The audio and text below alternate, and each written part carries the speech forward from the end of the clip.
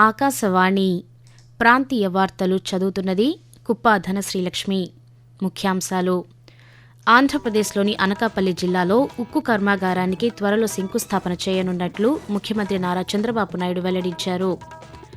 తెలంగాణలో క్రీడా మైదానాల అభివృద్ధికి టాటా గ్రూప్ సంసిద్ధత వ్యక్తం చేసిందని ముఖ్యమంత్రి రేవంత్ రెడ్డి తెలిపారు. అవయవదానం గొప్ప సామాజిక బాధ్యత అని ఆంధ్రప్రదేశ్ ఉప ముఖ్యమంత్రి కె పవన్ కళ్యాణ్ పేర్కొన్నారు.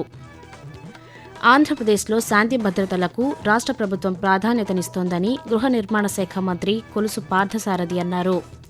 వార్తల వివరాలు: ఆంధ్రప్రదేశ్లోని అనకాపల్లి జిల్లాలో ఆర్సెల్ఆర్ మిట్టల్ నిప్పాన్ ఉక్కు కర్మాగారానికి వచ్చే నెల 15వ తేదీ తర్వాత శంకుస్థాపన చేయనున్నట్లు ముఖ్యమంత్రి నారా చంద్రబాబు నాయుడు వెల్లడించారు. ప్రపంచ ఆర్థిక సదస్సులో పాల్గొనేందుకు దావోస్ వెళ్లిన ముఖ్యమంత్రి వివిధ పారిశ్రామికవేత్తలతో నిన్న సమావేశమయ్యారు. ఇందులో భాగంగా Andhra Pradesh లాంజ్లో ఆర్సెల్ఆర్ Mittal steel plant executive chairman Lakshmi మిట్టల్తో ముఖ్యమంత్రి సమావేశమయ్యారు. ఈ ప్లాంట్ ఏర్పాటుకు కావాల్సిన అనుమతులపై అక్కడ అధికారులతో సమీక్ష నిర్వహించారు. ఈ సందర్భంగా ముఖ్యమంత్రి మాట్లాడుతూ, తొలి దశలో దాదాపు 60,000 కోట్ల రూపాయలతో కర్మాగారం ఏర్పాటు చేయనున్నారని తెలిపారు. శంకుస్థాపన సమయంలోగా అనుమతులు, భూసేకరణ వంటి అంశాలు పూర్తి చేయాలని ముఖ్యమంత్రి అధికారులను ఆదేశించారు. తెలంగాణలో క్రీడా మైదానాల అభివృద్ధికి టాటా గ్రూప్ సంసిద్ధత వ్యక్తం చేసిందని ముఖ్యమంత్రి రేవంత్ రెడ్డి తెలిపారు. దావోస్ ప్రపంచ ఆర్థిక వేదిక సదస్సులో భాగంగా ముఖ్యమంత్రితో Tata group chairman N Chandrasekaran నిన్న సమావేశమయ్యారు. ఈ సందర్భంగా తెలంగాణ రైజింగ్ విజన్ 2047 ప్రభుత్వ విధానాలను ఆయనకు ముఖ్యమంత్రి వివరించారు. యంగ్ ఇండియా క్రీడా విశ్వవిద్యాలయం ఏర్పాటు, 2036 ఒలింపిక్స్లో భారత్ పతకాలు సాధించేలా క్రీడా మౌలిక సదుపాయాల అభివృద్ధి లక్ష్యాల గురించి తెలియజేశారు.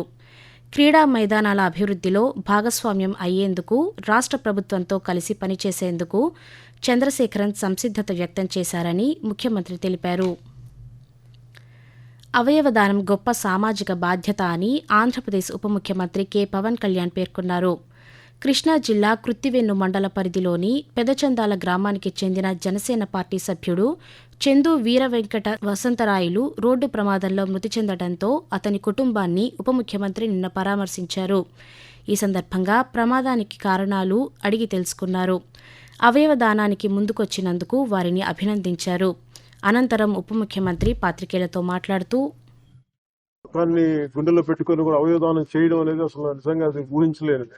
హైదరాబాద్ లో అకౌంటెంట్ గా ఉద్యోగం చేస్తూ కుటుంబం కోసం మళ్ళీ ఇక్కడికి వచ్చి ఇక్కడ స్థిరపడినందుకు ప్రభుత్వం తరఫు నుంచి కూడా మేము ఆదుకుంటామని తెలియజేస్తాం. అలాగే కష్ట సమయంలో ఇంకో 2-3 సమస్యలు ప్రస్తావించారు. వాటికి కూడా కలెక్టర్ గారితో మాట్లాడి ఖచ్చితంగా సహకరిస్తామని చెప్పారు. పాపకి డెఫ్ అండ్ డమ్ కూడా టీటీడీ శ్రవణం అనే ఒక ప్రాజెక్ట్ ఉంది, తిరిగి వినిపించేలాగా దాన్ని టీటీడీ సహకారంతో చేద్దామని అది కూడా తెలియదు. రాష్ట్ర ఆర్థిక వృద్ధికి నిధుల సమీకరణలో వాణిజ్య పన్నుల శాఖ పాత్ర కీలకమని ఆంధ్రప్రదేశ్ ఆర్థిక, వాణిజ్య పన్నుల శాఖ మంత్రి పయ్యావుల కేశవ్ తెలిపారు. రాష్ట్ర వాణిజ్య పన్నుల శాఖ ఆధ్వర్యంలో గుంటూరు జిల్లా తాడేపల్లిలో ఆ శాఖ అధికారులతో నిర్వహించిన కార్యశాలలో ఆయన నిన్న పాల్గొన్నారు. ఈ సందర్భంగా మంత్రి పయ్యావుల కేశవ్ మాట్లాడుతూ, ఆంధ్రప్రదేశ్లో పన్ను వసూళ్ల వృద్ధి రేటు మరింత మెరుగుపడాల్సిన అవసరం ఉందన్నారు. పన్ను చెల్లింపుదారులకు అవగాహన కల్పిస్తూ ఆంధ్రప్రదేశ్లో పన్నుల ఆదాయాన్ని పెంచేందుకు అధికారులు కృషి చేయాలని చెప్పారు.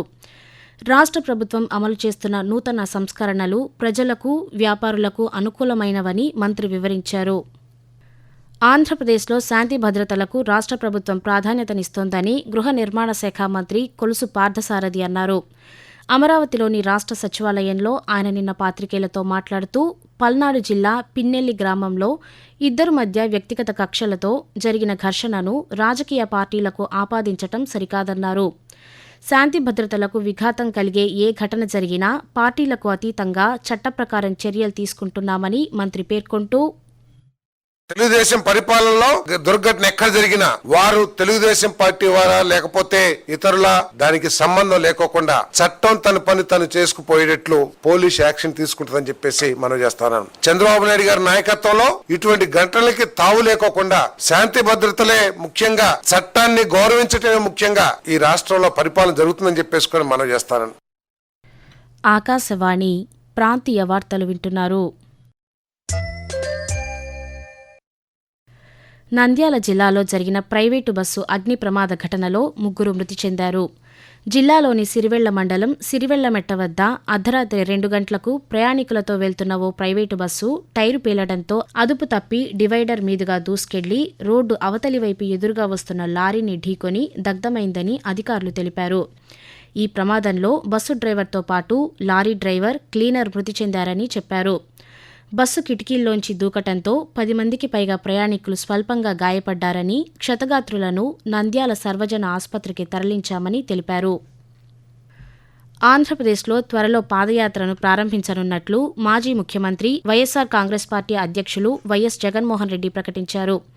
గుంటూరు జిల్లా తాడేపల్లి క్యాంపు కార్యాలయంలో ఏలూరు శాసనసభ నియోజకవర్గ పార్టీ ప్రజాప్రతినిధులు, కార్యకర్తలతో ఆయన నిన్న సమావేశమయ్యారు. ఈ సందర్భంగా జగన్మోహన్ రెడ్డి మాట్లాడుతూ, ప్రజలకు మాత్రం చెప్పిన ప్రతి మంచి కూడా చేసి చూపించిన ప్రభుత్వం మనది.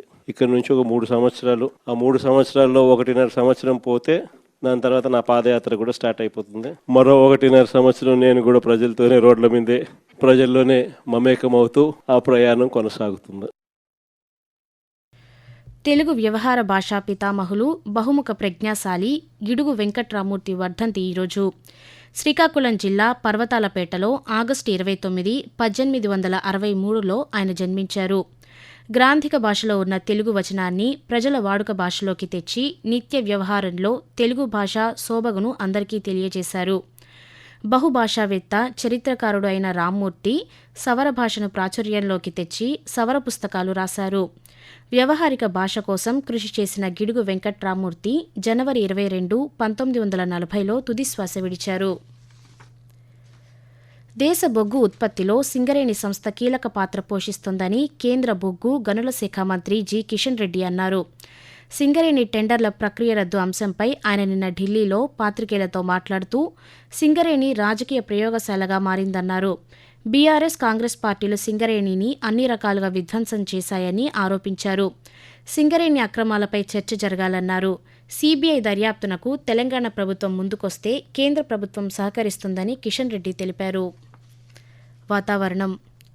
తెలుగు రాష్ట్రాల్లో చలి తీవ్రత కొంతమేర తగ్గినప్పటికీ దట్టమైన పొగమంచు కురుస్తోందని వాతావరణ శాఖ తెలిపింది.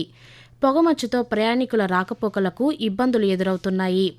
ఆంధ్రప్రదేశ్లో అల్లూరి సీతారామరాజు జిల్లా అరకులో 5.7 డిగ్రీల సెల్సియస్ ఉష్ణోగ్రత నమోదు కాగా, తెలంగాణలోని ఆదిలాబాద్లో 13.7 డిగ్రీల కనిష్ట ఉష్ణోగ్రత నమోదైంది. ఆంధ్రప్రదేశ్లోని పశ్చిమ గోదావరి జిల్లాలో అమరజీవి జలధార పథకం కింద ప్రజలకు సురక్షిత తాగునీరు అందించేలా చర్యలు చేపడుతున్నామని జలవనరుల శాఖ మంత్రి నిమ్మల రామానాయుడు తెలిపారు. జిల్లాలో అమరజీవి జలధార పథకం అమలుకు సంబంధిత అధికారులతో పాలకొల్లులో మంత్రి నిన్న సమీక్ష నిర్వహించారు. ఈ సందర్భంగా ఆయన మాట్లాడుతూ, గోదావరి నది డెల్టా ప్రాంతంలో భూగర్భ జలాలు ఉప్పగా కలుషితమవడంతో తాగునీటి సమస్య తీవ్రంగా ఉందన్నారు.